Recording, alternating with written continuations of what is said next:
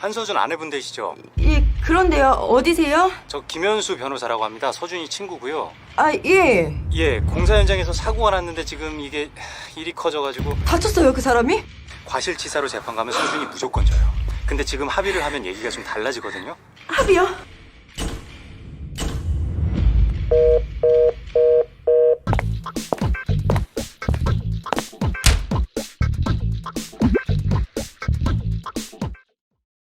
요새 보이스피싱 노답인데. 그만 쳐집니다. 전직 형사 서준은 가족과 동료들의 돈 30억을 되찾기 위해 보이스피싱 조직을 추적하기 시작합니다. 중국에 위치한 본거지 콜센터 잠입에 성공한 서준. 그곳에서 피해자들의 희망과 공포를 파고드는 목소리의 주인공이자 기획실 총책 곽프로를 마주합니다. 상상 이상으로 치밀하게 조직화된 보이스피싱의 실체, 영화 보이스입니다. 보이스피싱 설계자 곽프로 역의 김무열 씨나 지능범죄수사대 팀장 이규호 역의 김효원 씨나 그러니까 바뀐 거 아닌가. 보이스피싱의 모든 것을 이야기해주는 보이스피싱 백신 영화래요. 일단 뭐 당연히 보셨습니까? 어떠십니까? 문자는 가끔 받을 땐 있어요. 1억 승인 가능하십니다. 뭐 이런 거죠. 지가 뭔데 승인을 해줘. 기자님도 조심하셔야 돼요. 요새 제가 유튜브 제목으로 하도 낚시를 많이 하니까 죽일 거야. 뭐 인터넷 낚시 기사라든지 제가 검색한 기록들을 바탕으로 뭐 약이라든지 기호품을 추천해주는 광고 이런 거거든요. 안 보면 그만이고 안 사면 그만인 거예요. 보통 이제 보이스피싱이라는 것은 정말 하지 않을 수 없는, 이걸 클릭하지 않을 수 없고 한 번도 보지 않을 수 없는 그런 타겟의 절박함을 이용한다는 측면에서 참 무시무시한 범죄가 아닌가 생각이 드네요. 이렇게 영화 소재로 다뤄질 만큼 우리에게 좀 그러니까 친숙하다고 하는 표현이 적합할지는 모르겠습니다만 좀 익숙한 화제가 되지 않았나, 화두로 떠오르지 않았나 싶습니다. 극 중에 이제 곽프로의 대사가 이런 대사가 나옵니다. 보이스피싱은 공감이란 말이야. 상대방의 희망과 공포를 파고드는 거지. 뭐 딸의 병원비라든지 아파트 중도금 문제라든지 어떤 이런 곳에 시달리고 있다 보니까 덫에 걸릴 가능성이 훨씬 많은 거예요. 그 변요한 씨가 제작 보고에서 그런 이제 얘기를 하셨는데 처음에는 시나리오 보면서 되게 흥미로운 오락 영화 정도로 이제 생각을 하고 임하는데 해외 촬영을 하고 있는 실제로 자기 어머니한테 자기를 변요한을 사칭하는 문자가 왔다는 거예요. 근데 자기는 존댓말을 쓰는데 어머니한테 그 문자는 반말을 하고 있어서 어머니가 알아차리셨다 다행이네요. 라고 하는데 그러니까 이게 남의 일이 아니구나 싶으셨던, 당할 뻔 하셨으니까 보이스피싱의 피해자의 어떤 시점이나 이런 걸 좀 더 연기로 잘 살려내시지 않았을까 싶은 것도 있네요. 피해자 만나면 어떻게 할 거예요?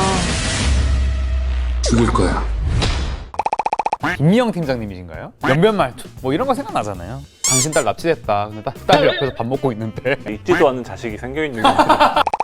이 영화에서 나오듯이 어떤 개인정보 확보, 뭐 기획실 대본 입고, 뭐 인출책 섭외, 환전소 작업, 대규모 콜센터 설치. 그러니까 우리의 어떤 상상을 완전 뛰어넘는 굉장히 체계적으로 조직화된 어떤 그런 보이스피싱 스케일을 영화에서 볼 수 있는데, 보통은 우리가 양지에 있는 어떤 영화적인 배경보다는 우리가 잘 알지 못하는 음지로 영화의 무대가 옮겨갔을 때 그 관객들이 느끼는 어떤 일종의 길티 플레저가 있단 말이에요. 그러니까 그게 말하자면 뭐 관음적인 것일 수도 있고 또 이 세계 속 어딘가에 그런 어두운 그림자가 드리워진 단면을 엿보는 것 같아서 정말 그야말로 예측할 수 없기 때문에 그 영화의 관객들이 느끼는 재미라고 해야 될까요? 오락적인 장르적인 요소가 있는 것 같다고 생각이 들어요. 김희원 씨랑 박명훈 씨도 시나리오 보고 나니까 이게 이런 걸 왜 당하나 싶었는데 보고 나니까 당할 수도 있겠다 싶었다라는 말씀을 하시더라고요.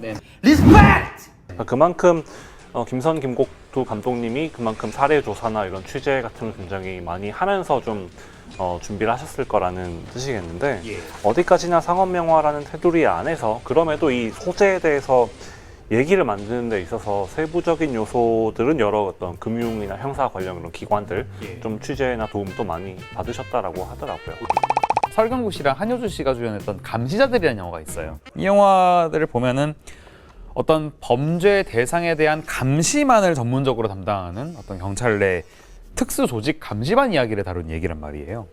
영화 초반에는 이 조직이 일하는 방식을 굉장히 오랫동안 보여주는데 동물적인 직감과 본능으로 범인을 찾는 캐릭터가 있고 탁월한 기억력이나 관찰력으로 범인을 찾는 캐릭터가 있고 이렇단 말이에요. 그러니까 굉장히 알기 쉬운 방법으로 이 직업 세계를 영화가 쫙 묘사를 해나가는데 그렇게 하고는 어떤 범죄 조직이 어떤 사건을 촉발을 하면서 영화가 빠르게 전개가 된단 말이에요. 그러니까 완전히 관객이 그 영화에 몰입을 할 수 있는 여지를 주게 되는데 반면에 뭐 한 직업 세계를 굉장히 탁월하게 묘사를 하는 데에는 아주 성공적이었다라고 볼 수 있어도 전개 과정에서 이게 뭐 윤리라든지 어떤 하나의 도덕성에 대한 좀 굉장히 교과서적인 당위성을 주게 되면서 좀 늘어질 때 영화가 좀 흐름이 다소 좀 끊기는 그런 상대적으로 아쉬운 영화들도 있었던 것 같아요. 결국은 흥미를 이끌어내기 위한 소재, 단편적인 소재에 그치느냐, 아니면 이것을 기획과 서사의 자체의 일부로서 끝까지 잘 활용을 해내느냐라는 게 좀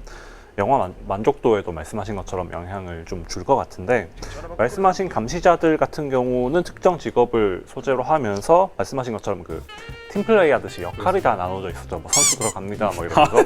그놈의 선수 들어갑니다. 네. 액션 타임.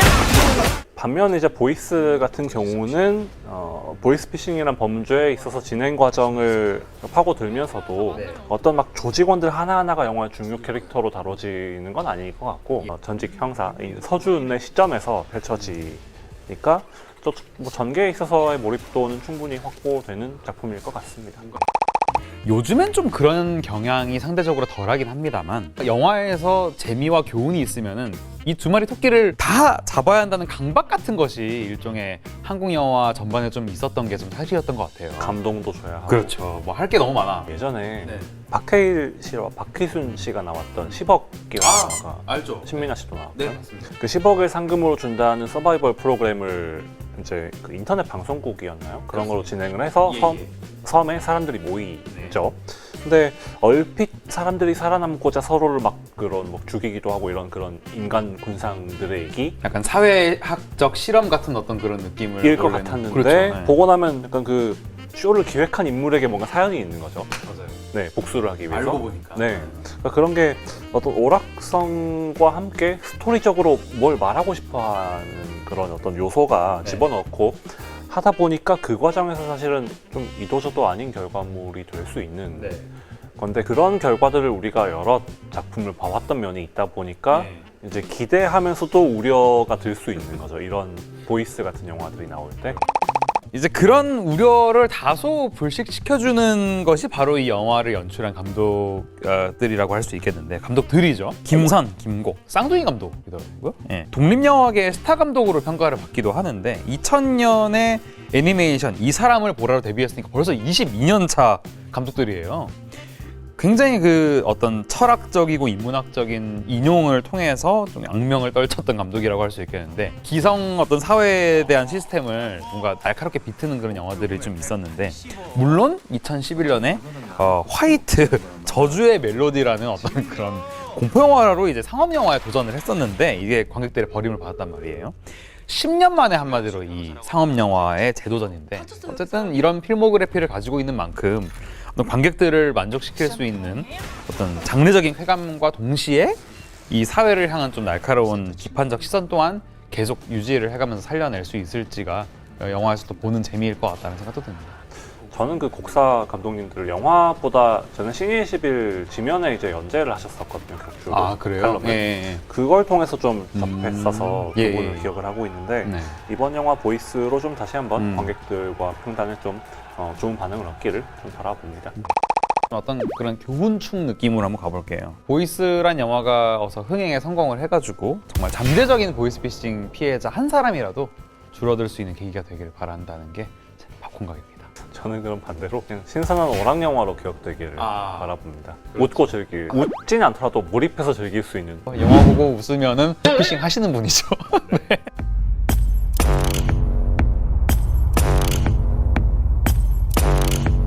죽일 거야.